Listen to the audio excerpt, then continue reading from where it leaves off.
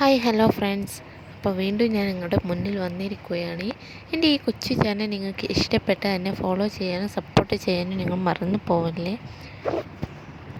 സാന്ത്വനം വീട് കുറച്ചു കാലമായ ഉലച്ചിലായിരുന്നു. അതിൻ്റെ ശക്തി ഇപ്പോൾ കൂടിയിട്ടുണ്ട്. ഒരാളല്ലെങ്കിൽ മറ്റൊരാൾ സാന്ത്വനം വീട്ടിൽ പിണങ്ങി ശത്രുതയോടെ പെരുമാറണം എന്നുള്ളത് ഇപ്പോൾ നിർബന്ധമാണെന്ന് തോന്നുന്നു. ശിവനെ ആവത്ത് വന്നു എന്നറിഞ്ഞപ്പോൾ ബാലത്തൻ ഓടി കടയിലെത്തി. തോളിൽ തട്ടി ശിവനെ ആശ്വസിപ്പിച്ചു. ഞാൻ ജീവിച്ചിരിക്കുമ്പോൾ അനിയന്മാർക്കൊന്നും വരില്ല എന്ന ഡയലോഗും. അതേസമയം വീട്ടിൽ അപ്പു തൻ്റെ പഴയ സ്വഭാവം പുറത്തെടുത്തിട്ടുണ്ട്. ഡാഡിയെ ശിവൻ തല്ലി എന്ന കാരണത്താൽ വളരെ മോശമായിട്ടാണ് അഞ്ജുവിനോടും സംസാരിക്കുന്നത്. അവസാനം ഒരു മാപ്പ് പറച്ചിൽ ഇപ്പോൾ തന്നെ പ്രതീക്ഷിക്കാം എന്ന് വിചാരിക്കുന്നു. ഉദ്യോഗസ്ഥന്മാരെ സ്വാധീനിച്ച് തമ്പി തൻ്റെ കട പൂട്ടിപ്പിച്ച ദേഷ്യത്തിൽ ശിവൻ പൊട്ടിച്ചു എന്ന് വെറുതെ പറഞ്ഞാൽ പോരാ. അറിഞ്ചും പുറഞ്ചും തല്ലുകിട്ടിയാണ് തമ്പി അവിടെ നിന്നും മടങ്ങിയത്. നേരെ സാന്ത്വനത്തിലെത്തി. അപ്പുവിൻ്റെ മുന്നിൽ സെന്റിയ നാടകം. അതുകണ്ട് അപ്പു ആകെ കരഞ്ഞു ബഹളമുണ്ടാക്കി റൂമിൽ പോകുന്നതും ദേവി ആശ്വസിപ്പിക്കാൻ വരുന്നതും ഒക്കെയായിരുന്നു കഴിഞ്ഞ ദിവസത്തെ എപ്പിസോഡ് നമ്മൾ കണ്ടത്. അഞ്ജുവും അങ്ങോട്ട് വന്നു. എത്രയൊക്കെ ആയാലും എൻ്റെ ഡാഡിയെ ശിവൻ ഇങ്ങനെ തല്ലാമോ? നിൻ്റെ അച്ഛനെ ആരെങ്കിലും തല്ലിയാൽ നീ സഹിക്കുമോ?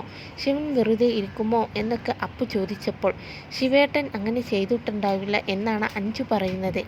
ആ പറഞ്ഞത് അപ്പുവിന് അത്ര രസിച്ചിട്ടില്ല. അതിനിടയിൽ കാറിൽ നിന്നും മുറിവിലെ ചോര ഒപ്പുന്നിടയിൽ മഹേന്ദ്രനും തമ്പിയും കിട്ടിയ അഭിമാനത്തെക്കുറിച്ച് സംസാരിക്കുന്നതും കാണാം. ശിവന് അധികം വൈകാതെ എന്തെങ്കിലും പണി കൊടുക്കണം എന്ന് മഹേന്ദ്രൻ തമ്പിയോട് പറയുന്നു. കടയിൽ അപ്പോഴും ദേഷ്യവും സങ്കടവും കുറ്റബോധവും എല്ലാമായി ഇല്ലാത്ത അവസ്ഥയിൽ ഇരിക്കുകയാണ് ശിവൻ.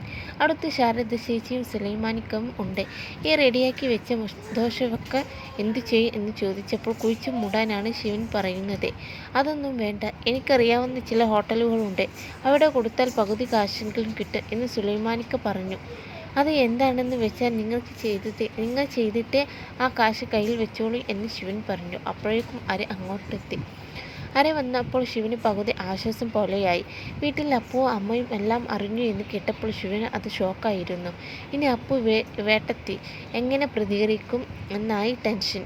പക്ഷേ കട പൂട്ടിപ്പിച്ചത് താനാണെന്ന് അയാൾ മുഖത്ത് നോക്കി പറഞ്ഞപ്പോഴാണ് തല്ലിയത് എന്ന് ശിവൻ പറഞ്ഞതും ആർക്കും അയാളെ തല്ലാനുള്ള ദേഷ്യം വരുന്നുണ്ട്. അപ്പോഴേക്കും ഇതിനെല്ലാം സാക്ഷിയായ നാട്ടുകാർ ശിവൻകുട്ടി വിവരം ബാലനെ അറിയിച്ചു. ശിവനാണ് കുട്ടിക്കാരൻ എന്ന രീതിയിലാണ് അയാളുടെ സംസാരം. അപ്പോൾ തന്നെ ബാലൻ ശിവനെ നാല് പറയുകയും എന്ന് പ്രേക്ഷകരും പ്രതീക്ഷിക്കും. എന്നാൽ ബാലൻ ഓടി ശിവൻ്റെ കടയിലെത്തും. വല്ലേട്ടനെ കണ്ടതും ശിവന് പേടിയാവുന്നുണ്ട്. എങ്ങനെ പ്രതികരിക്കും എന്ന് പറയാൻ പറ്റില്ലല്ലോ. അടുത്തു വന്നതും ബാലൻ ശിവൻ്റെ തോളിൽ തട്ടി ആശ്വസിപ്പിച്ചു. നടന്നതെല്ലാം ബാലൻ അറിഞ്ഞു. പക്ഷെ തല്ലേണ്ടിയിരുന്നില്ല എന്നാണ് പറഞ്ഞത്. അയാൾ ഇത്രയൊക്കെ പറയും പ്രവർത്തിക്കുകയും ചെയ്യും എന്നറിയാവുന്നതല്ല. പിന്നെ എന്തിനാണ് ഇടിച്ച് ചാടി ഓരോന്ന് ചെയ്ത് അബദ്ധത്തിൽ ചാടുന്നത്? ലൈസൻസിൻ്റെ പ്രശ്നം ഞാൻ വിചാരിച്ചാൽ ശരിയാക്കാൻ പറ്റും എന്ന് നിനക്കറിയാവുന്നതല്ലേ. അത് പരിഹരിക്കാം. പക്ഷേ വീട്ടിലെ അവസ്ഥ എന്തു ചെയ്യും? അനിയൻ തമ്പി അടങ്ങിയിരിക്കും എന്ന് തോന്നുന്നുണ്ട് എന്നൊക്കെയാണ് ബാലൻ്റെ ആവലാതി. വീട്ടിൽ അഞ്ജു ആകെ ടെൻഷനിലാണ്. ശിവനെ വിളിക്കാൻ ശ്രമിക്കുന്നുണ്ടെങ്കിലും കോൾ പോകുന്നില്ല. അപ്പോഴാണ് കുഞ്ഞ് കരയുന്നത് കേട്ടത്. ഓടിപ്പോയി അതിനെ എടുത്ത് കരച്ചിൽ മാറ്റുമ്പോഴേക്കും അപ്പു എത്തി. കുഞ്ഞിനെ അഞ്ജുവിൻ്റെ കയ്യിൽ നിന്നും തട്ടിപ്പറിച്ചു വാങ്ങി. കേട്ടു നിൽക്കാൻ പറ്റാത്ത രീതിയിൽ സംസാരിച്ചു. വിഷമിച്ചുകൊണ്ടാണ് അഞ്ജു അവിടെ നിന്നും ഇറങ്ങിപ്പോകുന്നത്. ഹരി എന്താണ് വിളിക്കാത്തത് എന്ന് ടെൻഷനാണ് അപ്പോഴും ദേവി. ഹരി വിളിച്ചതിന് ശേഷം ബാലേട്ടൻ വിളിക്കാം എന്ന് അഞ്ജുവിനോട് പറയുമ്പോഴേക്കും ബാലൻ്റെ കോൾ വന്നു.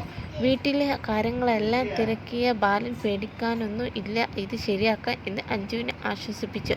പക്ഷെ അഞ്ജുവിന് ഇപ്പോൾ ടെൻഷൻ അപ്പുവിനെ ഓർത്താണ്. ഇതുവരെയുമാണ് ഇന്ന് നമ്മുടെ സാന്ത്വനം സീരിയലിൻ്റെ എപ്പിസോഡ്. എൻ്റെ ഈ കൊച്ചു ചാനൽ മറക്കാതെ സപ്പോർട്ട് ചെയ്യണേ. ബൈ.